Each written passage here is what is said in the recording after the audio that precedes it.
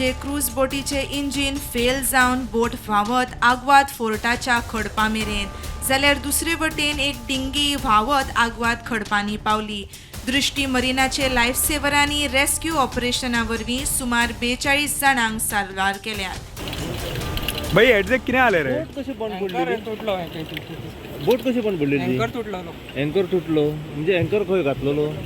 अँकर दर्यान घातलो तो तुटलो. ही बोट खंय वयताली? ती पेंजीन पिकअप करून हांगा सायडसीन करून परती पेंजीन वयता.